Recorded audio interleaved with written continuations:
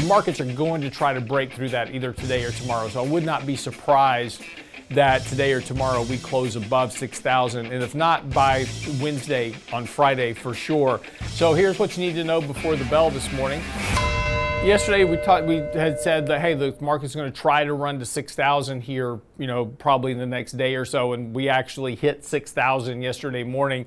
Bounced off that a little bit, initially went above 6,000 for about a brief moment, then tailored back off, went down, pretty decently, almost unchanged, then rallied back towards the end of the day a bit. Finished at basically 59.70. So we're right there, just kind of knocking on the door of the of 6,000 this morning. The Dow's opening down about 70 points, kind of flat on the markets this morning. So again, we may see a little bit of a weak opening this morning and then a bit of a rally into the afternoon. Wouldn't be surprising. I think we're going to continue to try to bounce off that 6,000 level here. The markets are going to try to break through that either today or tomorrow. So I would not be surprised that today or tomorrow we close above 6,000, and if not by Wednesday, on Friday for sure. There's just this kind of magical thing. The market, as we said yesterday, the market loves these big round numbers, so there's going to be this push to really kind of get through that level, and we could see that today. If tomorrow, wouldn't be surprising. Again, we're coming back up on a buy signal, so that's going to give a little bit of lift here to the markets as well to try to do that. But again, we're not grossly overbought, but we're starting to move up in that direction. So again, not too much to worry about here. Yesterday, of course, we had a big move in Treasury yields because of the news about the Treasury, Scott Bessent, the Treasury Secretary nominee. He's very much a fiscal hawk, and that was a very good kind of move for the bond market.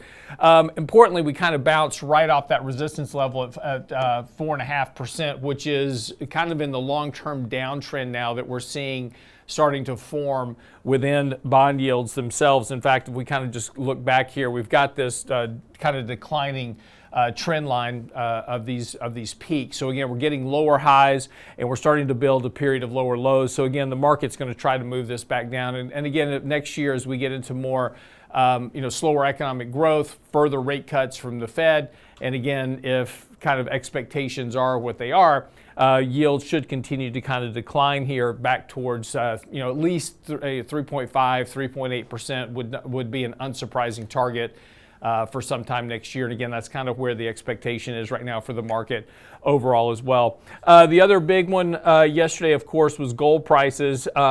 Gold has had a really great run this year, but starting to set up a little bit of a pattern here. You've got a top, kind of a double top here getting built, and then you're starting to build kind of the formation of a head and shoulders pattern. So that's going to bring in this 25.65 level as real kind of critical support. We take out that 100-day moving average. You're also going to start to take out the neckline on a potential head and shoulders pattern, which would suggest lower prices in gold. That would kind of correspond also with a decline in yields, more strength in the dollar as well. So again, we'll kind of watch that very closely. Again, nothing really concerning here right now. It's more of a consolidation, but just kind of watch that 100-day moving average. That's going to be real critical support. That's where all the algos are kind of lined up right now for the market. So again, if you kind of break that level, that's going to bring in more sellers very quickly. Again, there's nothing wrong with what's going on. You've had this huge run in gold this year. It's been great. You've got this sideways consolidation.